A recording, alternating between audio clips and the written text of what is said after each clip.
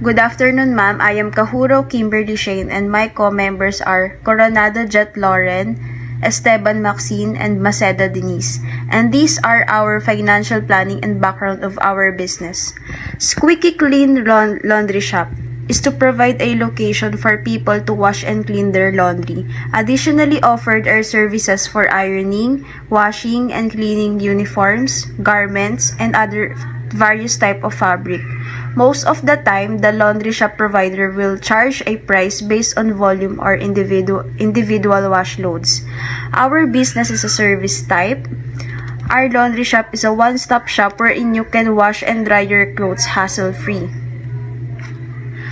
Goals and objectives. Our mission is to provide extraordinary quality and service while offering our customers the best attainable laundry room operations, is to lead the sector and become the go-to laundry service provider by constantly striving for excellence in everything we do. Our vision is one-stop laundry business solution to be the top-tier brand in the innovative laundry industry. Our tagline is a power that is bright. Our goals is to give our customer a satisfaction and be the reliable laundry shop. So the next is we are presenting our financial planning for the past 6 months. So for the cash flow statement of Squeaky Clean Laundry Shop, we had an estimated opening balance of 800,000 for the month of June. So ito pong 800,000 is galing sa cash investment ng mga owners to cover all the costs for starting up the business. Sa cash received naman po namin, we have 135,000 of cash generated from services. So ito po yung potential service revenue ng business for the month of June na makikita din po natin sa income statement. So for the cash expenditures naman po namin, we purchase a laundry equipment amounting to 500,000 but only 60% is paid by cash, which is 300,000. Next is we also have laundry supplies of 5,000, and for the prepaid rent, the business made an advance payment of 60,000 for rent, which is good for 6 months. So meron din po kaming prepaid insurance na 9,000 para sa laundry equipment, and also cost of services na 67,000 and operating expenses of 14,000. It is the overall cost for operating the business. So summing up all the cash expenditures, we get 455,000 of total cash payment for June. So as we can see, there's a decrease in cash with a total of 320,000. It is completely normal since we are a startup business. For the closing balance, we just need to minus the decrease in cash sa opening balance to get a closing balance of 480,000 for the month of June. And this will be our opening balance for the month of July. So for the month of July, we have a total of 150,000 cash generated from services, a laundry supplies of 6,000, 69,000 of cost of services, and operating expense of 4,000 only, with a total of 79,000 cash payments for the month of July. So minus lang natin sa total cash received at meron tayong 71,000 na increase sa cash. And just add it on the opening balance to get the closing balance of 551,000 for the month of July. So same process, our closing balance in July will be our opening balance for August. As we can see, bumaba po yung cash generated from services to 142,500 sa month of August, due to the reason that hindi naman po sa lahat ng pagkakataon is maganda ang kita ng isang business. Cash expenditures naman po namin, we have 6,500 of laundry supplies, 72,000 of cost of services, and operating expenses of 5,000, with a total of 83,500 of cash payments for the month of August. And as we can see, although we have an increase in cash, ay bumaba naman ito ng 59,000 compared to the month of July na merong 71,000 cash increase, because the cash generated from services decreases as the cash expenditures increases for the month of August. Just add the cash increase to the opening balance and we still got 610,000 closing balance for August, which is not bad since we still have an increase in cash. For the continuation, Ms. Kimberly Kahura will discuss the cash flow statement for the month of September to November. So, for the last 3 months of our cash flow statement, we have September to November. The opening balance for the month of September is 610,000. Our cash receipts from that month is amounting 157,500, the total cash received. So, our cash expenditures, we have laundry supplies, which amounting 7,000. Our cost of services, which amounting to 74,500. Our operating expenses, we have 5,000. So, our total cash payments for the month of September is 86,500. Our cash decrease, we have 71,000. So, the closing balance for the month of September is 681,000. Our October naman po, we have opening balance 681, which from the previous month nga po. So, we have cash receipts from services, which amounting 180,000. Our cash expenditures naman, we have laundry supplies, which amounting 8,000. Nag-restock na naman po tayo. And the cost of services, we have 76,000. Our operating expenses naman po, we have 5,500. Our total cash payments amounting 89,500. So, our cash for the month of October is 90,500. So, yun na yung na-render natin na cash. And our closing balance, we have 700,071,500.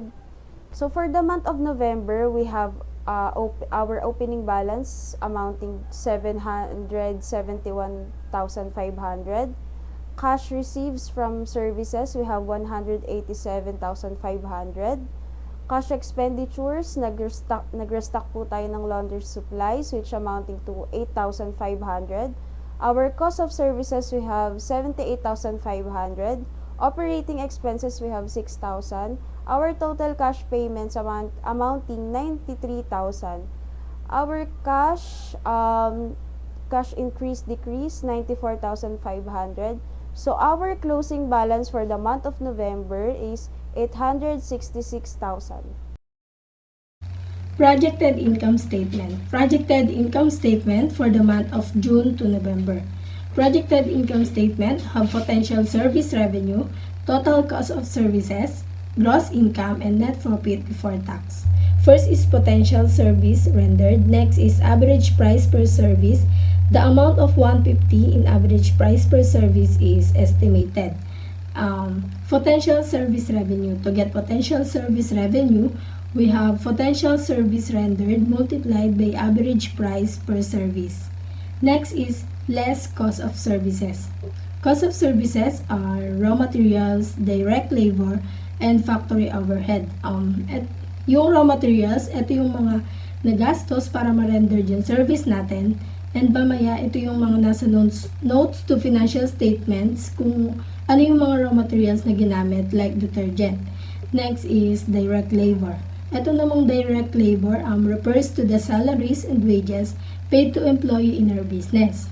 And next is factory overhead. Tinutukoy dito yung water bills and electricity because of equipment nga. So, to get total cost of service, add all cost of services. Next is gross income. To get gross income, potential service revenue less total cost of service. So, 135,000 less 67,000 is equals to 68,000 for the month of June. And in July, 150,000 less 69,000 is equals to 81,000. In August, 142,500 less 70,000 is equals to 70,500. In September, 157,500 less 74,500 is equals to 83,000. October, 180,000 less 76,000 is equals to 104,000. And in November, 187,500 less 78,500 is equals to 109,000. Next is operating expenses. We have marketing expenses, maintenance expense, license expenses. So, first is marketing expenses. In marketing expenses, ito yung mga advertisement like tarpaulin, and nakalagay naman ito sa notes to financial statement. So, next is maintenance expense. Maintenance expense naman to keep the equipment in good working condition. This cost may be spent for the general maintenance of item. So, kada month, meron tayong maintenance expense. Yan, in June, 4,000, July, 4,000, August, 5,000, September, 5,000, October, 5,500, and November is 6,000. Next is license expense. So, lahat naman ng business meron ito. Need natin magpalisensya, and itong amount na 5,000 is estimated lang din siya. Next is total operating expense, add all operating expense. So, net profit before tax, to get net profit before tax, so gross income less total operating expense. So, in June, 68,000 less 14,000 is equals to 54,000. July is 81,000 less 4,000 is equals to 77,000. In August is 70,500 less 5,000 is equals to 65,500. In September is 83,000 less 5,000 is equals to 78,000. October is 104,000 less 5,500 is equals to 98,500. And last is November, 109,000 less 6,000 is equals to 103,000.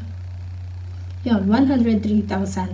So, tuloy-tuloy lang from July to November. And yung sa license expense, from June lang siya kasi, di ba?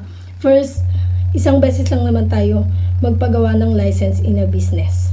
And yung marketing expenses, kasi di ba nga sa business, isang beses lang naman tayo nagpapagawa ng tarpaulin and other marketing expenses. So, I will discuss the projected balance sheet of our business as of November 30, 2023. Meron tayo ditong current assets na cash, laundry supplies, prepaid rent, at prepaid insurance. Cash, 866,000. May kita ito sa cash flow.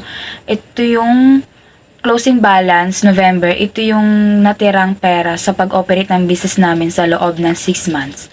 Laundry supplies, 41,000. Prepaid rent, 60,000. Prepaid insurance, 9,000. Then may kita tayo sa taas na assets. Credit side, 976,000. Ito yung total current assets. Ito yung pag-add lahat ng amount ng cash, laundry supplies, prepaid rent, prepaid insurance. Then, sunod, fixed assets. Meron tayong laundry equipment na 500,000. Kaya ang total fixed assets na meron tayo ay 500,000. Total assets na meron tayo ay 1,476,000. Saan nakuha yung 1,476,000? Ito yung pag-add ng total current assets na 976,000 plus total fixed assets na 500,000. Then, next naman, sa liabilities, meron tayong accounts payable. Ito yung on account. Utang, hindi pa babayaran pa lang natin na 200,000. Kaya meron tayong total liabilities na 200,000. Then sa equity naman, meron tayong capital at net income. Capital, 800,000. Ito yung investment namin na 200,000 each. So, bali, apat kami, 200,000 times 4 equals 800,000. Yun yung capital namin. Then, sa net income, 476,000. 476,000, may kita siya sa income statement, sa net profit before tax. Ito yung pag-add lahat ng amount simula June hanggang November. Meron tayong net income na 476,000. Then, total liabilities and equity natin ay 1,476,000. Balance siya sa total assets. Total liabilities and equity, 1,476,000 is, kaya meron pinag-add yung total liabilities na 200,000 plus total equity na 1,276,000.